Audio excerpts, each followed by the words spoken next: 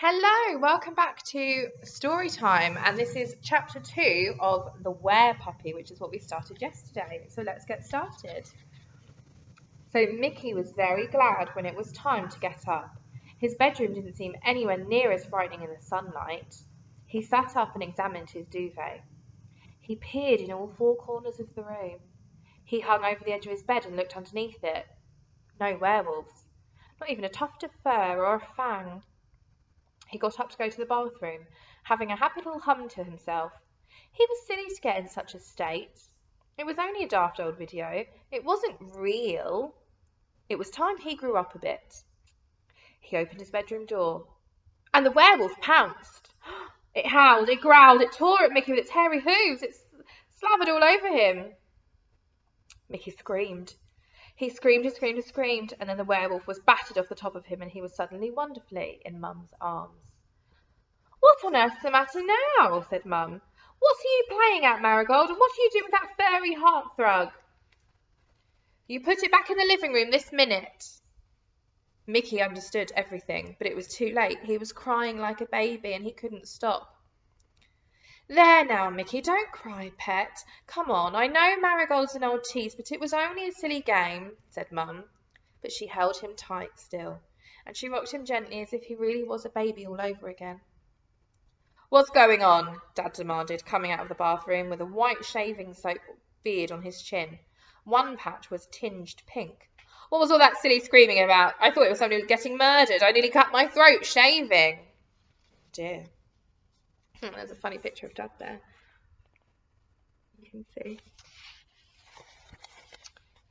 "Oh, it's okay, dear. It was just Mickey and Marigold," said Mum. "Haven't quite got to the bottom of it yet. Why were you so frightened, Mickey?" "I thought she was a werewolf," Mickey wept. "A what?" said Mum. "Dear goodness," said Dad in disgust. "What's the matter with you, Mickey? The only boy, he's the biggest girl of all of them." He stalked back to the bathroom. Mickey tried hard to stop crying and made ugly gulping noises. Mum patted him, but he wriggled away, feeling ashamed. Now we know that everyone cries and everyone gets scared, not just girls. "Oh, don't take any notice of Dad. He's just feeling tetchy because he ate and drank too much last night," Mum whispered. "Now, what's all this about a werewolf, eh?" Marigold was stumping back upstairs, minus the rug. Mona was peering out of their bedroom door, frowning at Mickey. Meryl and Mandy were standing on the landing, looking at him anxiously. Mickey knew he couldn't possibly tell Mum about the werewolf film. It would get them all into trouble, so he just sniffed and gulped some more and shook his head. "I don't know. I think maybe I was just having a dream about werewolves," he mumbled. Marigold and Mona and Mandy and Meryl sighed with relief. Mum still looked suspicious. "Yes, but what on earth made you dream about such a silly thing? Have you been reading some junky comic about werewolves, Mickey?" "No, Mum," said Mickey truthfully. "Have you been watching some horror video about werewolves? Is that it?" Marigold and Mona and Mandy and Meryl held their breath. "No, Mum," said Mickey, not quite truthfully. But it wasn't really a lie, because he hadn't been watching. He'd had his eyes tight shut nearly all the time. "Well, I'm glad to hear it," said Mum. "Now listen, Mickey, there are no such things as werewolves. They're just silly little made-up creatures." Said Mickey worriedly. "But, Mum, I haven't seen a werewolf video." "But there are werewolf videos, and in them you do see real werewolves. They run about and they bite and they rip. They really do. Well, I'm sure they do. Only of course I haven't seen them, so I don't really know." Mum glanced round at Mickey's four sisters. For a moment it looked as if she knew all, but then she turned back to Mickey. There aren't any real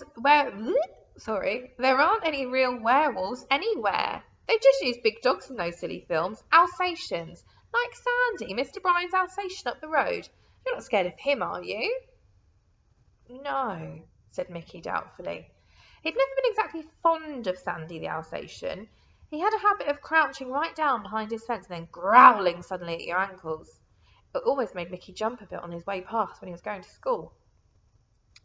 When Mickey went to school that morning, he crossed right over the road so he didn't have to go near Sandy the Alsatian. But even from right across the road, Sandy looked much larger and fiercer than usual, and there seemed to be far more teeth springing from his jaw. He really did look remarkably like a werewolf. "Mickey's scared of a silly old dog," said Marigold. She put her hand right through the fence and patted Sandy's head to show she wasn't scared one bit. "Mickey's sensible to keep his distance," said Mandy, snatching Marigold's hand back. "You should be careful with all big dogs. You never know when they'll snap." Mickey discovered that he wasn't just scared of big dogs, he was quite scared of little dogs too. On Saturday afternoon, Mum and Dad and Mona and Mickey and Marigold went for a walk. Meryl was down at the shopping precinct with her friends, and Mandy had gone skateboarding. There were lots of other families in the park and lots of dogs. Mickey managed to steer clear of most of them, suddenly rushing off round the duck pond away from a lollopy spaniel and running crazy like when a golden retriever appeared on the horizon. "You're quite a nippy little runner, Mickey," said Dad, ruffling his hair. "It's nice to see you dashing about a bit and having fun." Mickey glowed. He walked along beside Dad, skipping and hopping a bit too much. He suddenly didn't feel like a baby anymore. He didn't even feel like a boy. He felt like a man. Then a werewolf sprang right out of the wooded garden, and Mickey shrieked. "Oh, Mickey!" "It's only a corgi," said Dad, which is a very small dog. Okay, it was only an old lady's corgi, although it was still a belligerent one, barking its head off at poor Mickey. It looked like a pint-sized werewolf on mini legs. "Help!" wailed Mickey. "It's all right, dear. He won't hurt you," said the old lady. "Pull yourself together, Mickey," said Dad, giving him a shake. "What's the matter with you?" "Oh, leave him, love," said Mum, slipping her arm round Mickey. "He's just a bit scared of dogs at the moment, that's all." "I could understand it if it was a socking great white Rottweiler, but a corgi," said Dad. He didn't say any more, but Mickey felt he was in disgrace. He tried to soothe himself after tea by doing another drawing of his magic land. Marigold came bustling up, but Mum found her some old white net curtains so she could play weddings with all her little ponies, and that kept her well out of Mickey's way. She made a wedding frock for each little pony and married them all off to each other. Dad pointed out that she'd got it wrong, but Marigold didn't care. "My ponies don't want to marry boy ponies. They don't like boys. They can't be bothered with them." Dad looked as if he might agree. Mickey drew and coloured carefully, but the magic land wouldn't come right this time. He'd used the wrong purple for the mountains by mistake, so they looked all dark and frightening, and the lake looked cold and bleak. The meadows were bare and the woods were the worst. He tried to make them look real by crayoning in the brown trunks under the wavy green leaf part, but it didn't work. It just looked as if there were a lot of brown things in the woods. Brown creatures. Werewolves. The werewolves even spoilt going to tea with Granny Boot on Sunday. Granny Boot was Mickey's favourite person in the whole world. Her name wasn't really Boot, it was just a nickname. Mickey had made it up for her.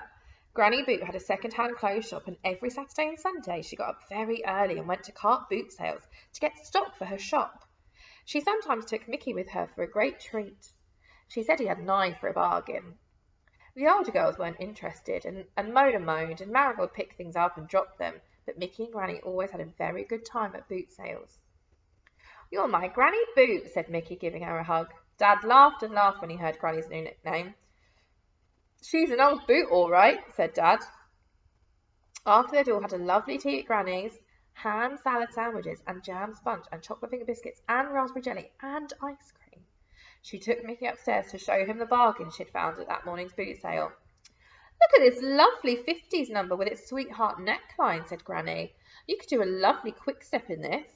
She danced all around the bedroom in fluffy slippers, holding the dress in front of her, while Mickey sat on the bed and laughed.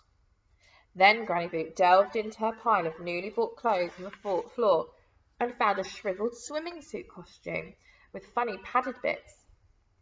"Oh, I don't think I'll get one leg into this skimpy little thing," she said. She tied it onto her head instead, with the padded bits sticking up as decoration. Mickey laughed so much he nearly fell off the bed. "Don't you laugh at my lovely new hat, you cheeky monkey," said Granny Boot. "Now where's that old fox fur cape? That'll set off. It looks like a treat." There's a picture of Granny Boot. She stirred the pile of old clothes, and a ginger werewolf leapt out of the midst. Eyes beady, teeth bared. Mickey screamed. "What's up, my little lovey?" said Granny Boot, rushing to him. But she had hold of the fox fur cape, so the werewolf rushed too, and Mickey went on screaming until Mum came and worked out what was worrying him. Poor Granny Boot was very upset and shut the fox fur cape right away in her wardrobe. I didn't mean to frighten you, my pet. Silly old Granny Boot, she kept saying. It's all my fault. It's Mickey's fault for being such a silly. You've got to stop acting like this. Do you hear me? Acting scared about a bit of fur? Mickey's being silly, yelled Marigold delightedly. Oh, you shouldn't call him names, said Granny Boot. He shouldn't be so silly. He's a brave little lad, really. He puts up with a lot, the way that you all pick on him. I think it's time to go home, said Mum. Come on, you lot, get your things. You give your Granny Boot a kiss, said Granny Boot to Mickey. Sorry I was silly, he said in a sniffly voice. He took even longer to go to sleep that night. The bedroom was so dark he pulled the curtains open so that he could see a little in the moonlight. That was a mistake. Mickey saw the round white globe in the sky. It was a full moon. Everyone knows werewolves are at their very worst on the night of a full moon. And that is the end of chapter 2. So we've got 5 more chapters to go. I hope you enjoyed it, and I'll be back tomorrow.